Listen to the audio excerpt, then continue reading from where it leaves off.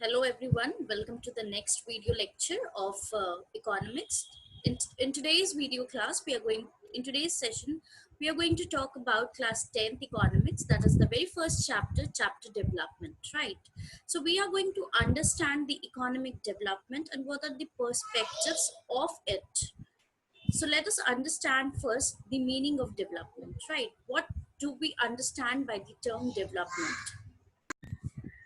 So this is what we are going to talk about today, the very first chapter, that is development. So let us understand first the meaning of development, right?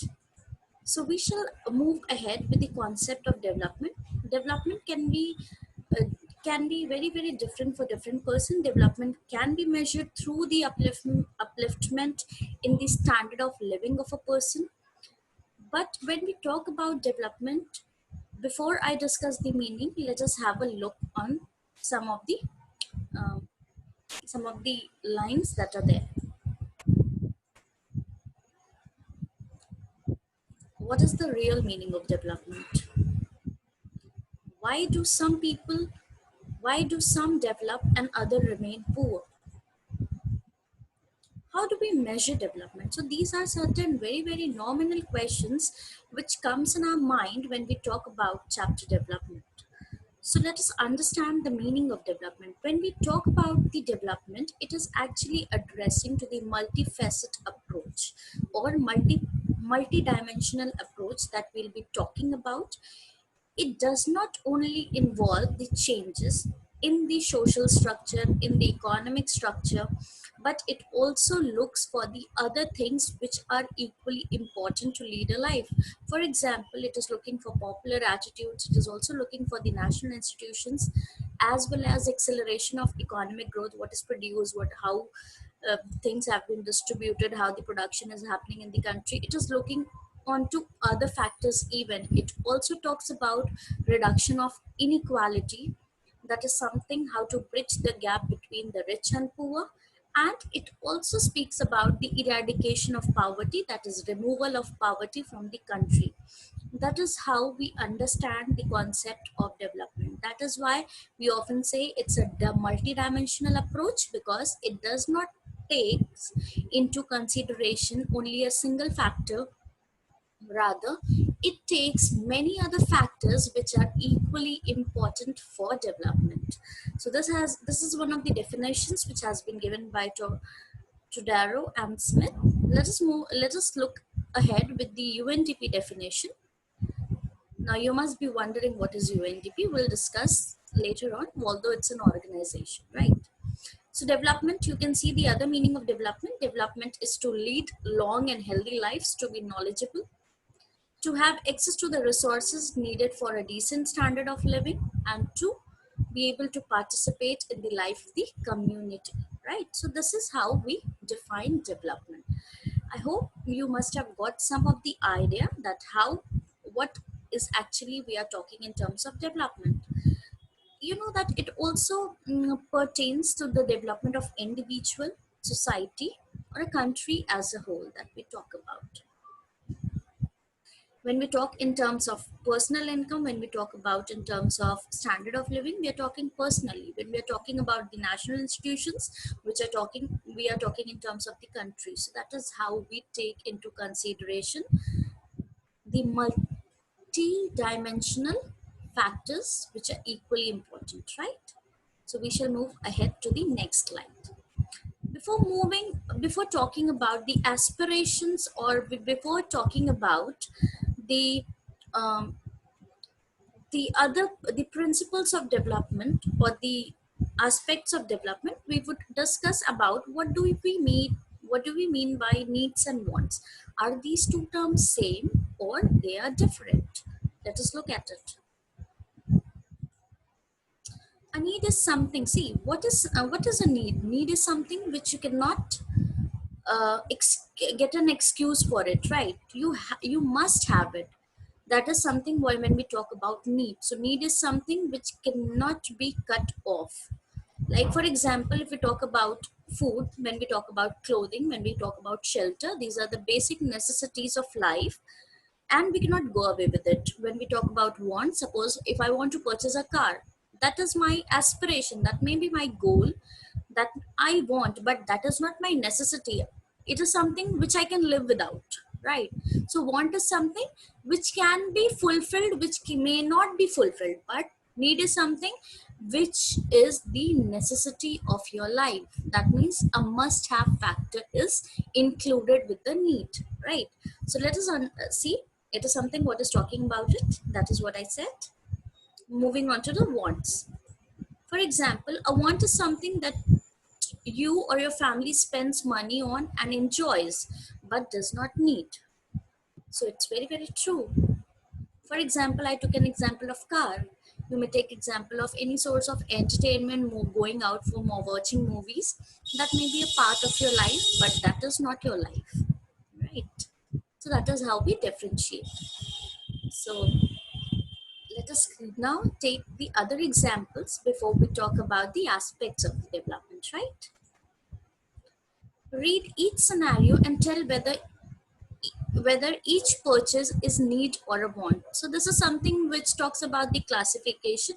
You need to identify whether we are talking about a need or want. Your socks are worn out, so you go to the store to buy new one. So it is actually a need, right? Your basketball is worn out, so you go to the sporting goods store and buy a new one. Okay, so you can identify on your own. I'll leave it to you, up to you.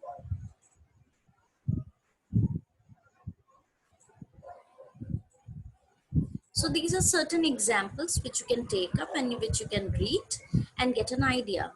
You buy paper and markers so you can make your grandmother a special card for her birthday. So that is a want, because you can gift her a card. That is not a necessity, right? You go to the store and buy eggs, butter, milk, a loaf of bread. So that is actually you need, because you need to remain healthy. You need to, in order to avoid your uh, in order to avoid starvation is something is not a correct word, but if you are hungry you actually need food to satisfy your need. So this is something when we're talking about a need, right? So that is how we talk about. Now let us talk about the development goals or aspirations that we have been talking so far. What is development goals?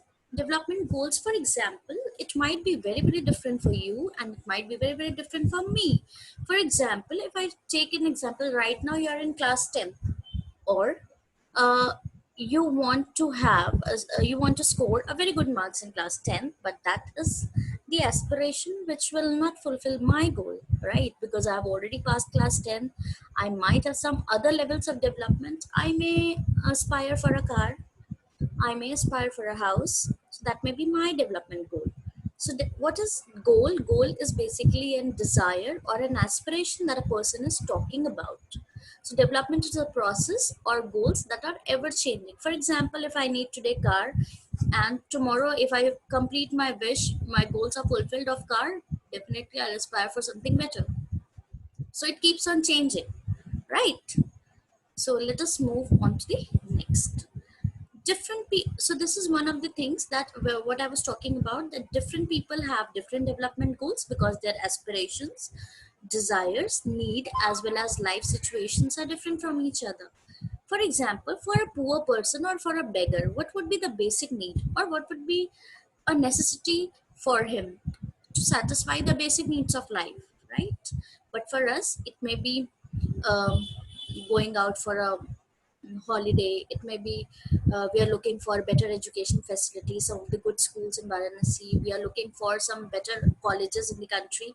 So these can be aspirations for us, right? So do you feel like a beggar and our goals are very different? Even you and I are very different as an individual. You are a student and I'm a teacher, and we both have a different notion of development. You want to score good marks in class 10, but I want to purchase a car. That is how we differ in our goals. So that is how the things change. So development goals entirely depend upon the life situations of the person, right? Yes. We get another aspect of development, yes, it is conflicting in nature. Development for one may be detrimental for others. 100% do you agree on it? For example, we'll take up an example. Let us look to the next slide first.